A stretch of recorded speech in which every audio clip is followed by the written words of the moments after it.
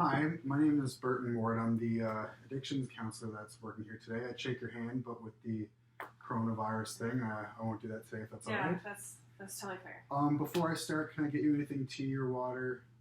A tea would be great. Tea? Yeah, sure. I'll go grab you a tea. Look at that. We had tea ready to go. Thanks. Feel free to get comfortable here. You can sit however you'd like. Use your pillows. If you prefer to stand, you can stand. Just do whatever you need to do to feel comfortable today. Okay. Okay. Um, and just to start, just to make sure, what was your name again? Jess. Jess. Nice to meet you, Jess. I just wanted to go over first, before we get started, confidentiality. Do you know what that means? I mean, I think it means that you're not gonna tell people what I say, but I'm not really sure if that applies since I was sent here. I don't know if that's really gonna matter. Right. So, like you said, you were sent here, so this was a court mandated session. Yeah. And confidentiality means that I am not allowed to talk to anyone about any of the things that we talk about in this session. So there's a few exceptions to that rule. If you mention anything about wanting to harm yourself or someone else, or if there's a child protection. Don't even get me started with the child protection thing. That's why I'm here in the first place. So I don't really want to hear it. Okay, perfect. Well, we can talk about that a little bit later if you'd like. The only other exception I have to mention is that if I get subpoenaed to go in, then I might have to speak. However, other than any of those things, everything here is completely confidential. It's between you and and I just want to let you know that I'm here to try to help you out in whatever way we can come up with together. Can you get Sebastian back? Sebastian. So, well, okay. Well, let's start. Who was taken away from me? Okay, so you had your kid taken away from you. Yeah. Do you have one kid? Yeah, it's just Seb. Okay. And do you want to tell me a little bit about what happened? It's been a pretty rough week, I'll tell you that. I mean, I guess it all started with Daryl coming home. He worked offshore, so like I'm staying home with Seb, and whenever Daryl comes home, we give Seb to my mom's because I haven't seen him in weeks, and like we were just catching up, and like we weren't doing anything crazy. We had some pills that Daryl had gotten from. So he knew, but he didn't know. It was more of like a friend of a friend, and we've done that kind of stuff before, and it's like never been a big deal, especially since Seb wasn't even there, like was not there at all, like not in danger, nothing happened, and at least to him, and Daryl and I were catching up. Like I said, I hadn't seen him in a while, and we were having a few drinks, and we had some oxys lying around, and he had some, and then I had some, and then I think when I went to the bathroom, I mean, we weren't in the best of places. Like, we were going through a bit of a rough patch, so like I had to leave just to like get some air, and I was only gone to have a smoke for like 5 minutes or so, and when I came back, I found him on the floor, and I mean, he's passed out from being drunk before, and like that's always. This time was different. This time it just looked a lot different. And I mean, I was kind of fucked up too, but I just got really scared because he wasn't responding. He wasn't doing anything, and he just was like ghost white. And I ended up having to call the police at 911. When they got there, just the ambulance took him, but then they had all these questions for me, so I could go with him. And by the time I got there, they had said he was dead. So I'm sorry to hear that. That must have been quite the shock for you. you can say that. Yeah. My husband's dead. I don't know anything about that. I don't know anything about insurance. I don't know anything about any. I don't know how I'm gonna. And now they took away Seb, who wasn't there in the first place, and he's all I have now. Right. So you've had quite a few losses. It sounds like within the past few days. It's just days. My whole world has been turned upside down, and I don't even know. So your partner you've lost, and I'm sure that there's some worries about how to go about life now, and your son. And I just really, really need him back. I can't. I don't know what I'm gonna do. I don't know if it's worth sticking around because I'm a stay-at-home mom. Daryl's wife. I don't have anything else, and now that they took Seb away, and I'm a good mom. I don't understand why they would think that that's okay. Right. So I just have a few questions for you. So you said that you and Daryl used to use oxys. Yeah. When's the last time you've had any? I mean, when he died, I didn't want to touch that until. Right. So you haven't had anything today. You're safe today. Well, it depends what you call safe. Right. Well, you haven't taken anything. Not oxy. No. Okay. You taken anything else? Does it matter? You won't get in trouble. I'm just making sure that you're safe today. And we want to make sure that if you leave here today, that if you've had anything, that you have a safe way home, or that you're okay and you're not at risk of, Yeah, no, I'm pretty sober. You're sober? Okay. Can't. Well, that's good, because I think that will help you with your case for Sebastian. That shows that you have a lot of strength as well, that you're able to. I had to be here. Mm-hmm. I don't know how to do this, but I know that I'm Seb's mom. And just to make sure, there's been no thoughts of harming yourself or anyone else during this time, has there? Not anyone else, but I'd be lying if I didn't feel like pretty miserable. Yeah, but no plans, or you haven't. I don't even know what Okay. the next hours look like. Okay. Now, do you have a safe place to go home to? You have a place to Well, stay? I can't really go home right now because I can't sleep in that bed. Daryl's dead, but my mom. So you've been staying with your mom? Yeah, but she's real bad. She didn't. I mean, she always knew that she was taking Seb's so that Daryl and I could be together, but I think she's really upset and disappointed, and I think she's on their side and not my side, but I mean, I have a sister that I can go to too, but my mom and I are really close, but I feel like this is tearing us apart, and I don't have anyone, I don't have anything right now. My whole identity has been stripped from me. Well, right now, I think you have myself. I'm here to help you, and I think you did a great job today by coming here.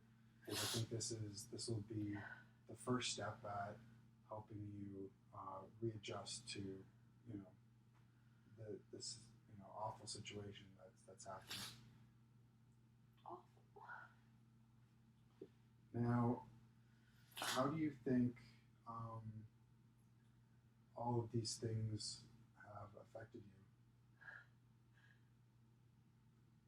My world is gone, Mm-hmm. and the only light has been stripped away from me. You know, What do you think happened for to lead to this? What do you think caused these things to happen? I mean, I don't know. I mean, it's nothing like this has ever happened before. We've always been fine, and like I know people who are so much shadier and so much worse off. We don't even party with those people. Uh, like once we had set, we really toned it down, and it's just because his job was good. So whenever we did see each other, if we had something extra, it was just worth doing. And we've never been in any danger. And like I've seen some people get fucked up and like bad shit happen, and like that's never been us. That was never Daryl and I. Would you say that you guys used, your substances or the oxys as a way of coping with stress, or? Sometimes it was hard to talk to him, and when I was fucked up and when he was fucked up, we were more connected. Right. It was easier to communicate those Yeah, things. it was. And like sometimes we fought. Like I can't believe the last thing that happened was we were fighting, and I said those things to him. Like I can never get those back. How does all that make you feel? Or like a shit wife. I mean, I know that he knew I loved him. I love him, but I just wish it didn't happen like this. This was never, Seb's 4, and we still wanted another kid. We were just going through a rough patch. So, like, we just put things on hold, just like for a little bit. That's all. And we were just trying to work it out and be good parents to Seb. We just needed to talk. It was just him and me. It wasn't like we were partying. It's not like we were going, it's not like we're down on George Street getting arrested and shit. Like, that did happen to Daryl when he was 17. It's different. It's different. And I just don't understand how it got to this. I don't know how this was just like, it's not like we were doing, or shooting or mixing that much. It was just some alcohol, a little bit of weed, and some oxys. Like, that's just never been a problem before. Right. So, looking forward, how how do you feel about tomorrow or the next day? I wish I would wake up and things were different. Mm-hmm. If Things were like this, things were like before. if there was the opportunity where you could go to sleep tonight and wake up tomorrow, and, you can't go back in time, and bring back your partner, but let's say if you could go and wake up tomorrow and you had Sebastian back, if a miracle happened overnight, how do you think that miracle might come about?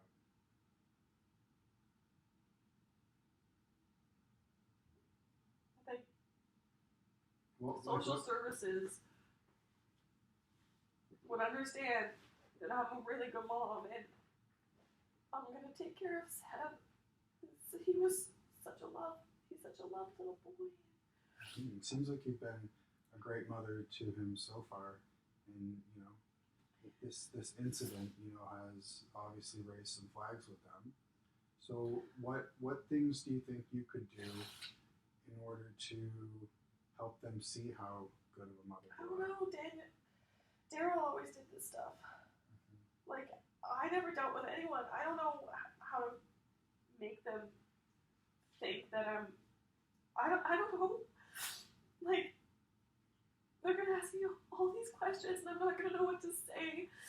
And, like, do they think that Seb is gonna be better off in the system? Because, like, that doesn't work out. I'm his mother. I'm his mother.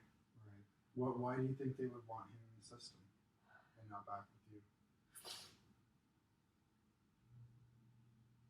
we had a bad night. We found out. It just looks really bad. What was it that they found out that you think matters the most? Daryl OD'd on oxys. So you think it was the substance use maybe that they're concerned about? I don't know, maybe they thought it was a domestic violence thing. Was there any history of domestic violence? No, not really. No. No, would get sometimes loud, especially if we were fucked up. Like, Daryl never laid a hand on me or anything. He just wants good to him. And just because you take some pills or smoke a joint doesn't make you a bad person. It definitely doesn't make you a bad mother. And I understand. I feel that you're. I feel the struggle that you're having with the current situation, and I understand how difficult it can be when someone takes away your kid, and you don't really have control of what happens afterwards. You can't control what they do, but you can control what you do. And so I guess what I'm asking you is, mean like get a lawyer? well, getting a lawyer is an option, and one, if you can't afford one, one's always, provided to you through legal aid, if that's the way you look. But do you think that there's other changes that you might be able to make? Like you mentioned that, they were concerned because of the OD and the substance use. Yeah, have you ever considered seeking out any type of treatment for substance use or anything like that? I mean, I'm like not drunk. Like, I Mhm. only ever used it with Daryl. Right. And you mentioned that it was kind of a way that you guys communicated. You were able to communicate better. It felt like the old days. Hmm. Maybe there's different things that we can work on in terms of finding ways to open up and be able to communicate with people. I am really scared. I'm really, really scared. And I mean, the cops took the oxy, but I don't think I want to do that anymore. Mm-hmm. And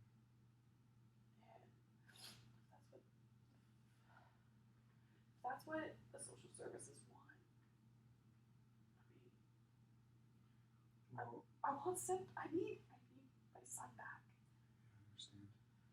Well, I would like to help you if you're okay with that, and perhaps we can continue to meet more than just this time that the court's put in place, and we can discuss what can be done.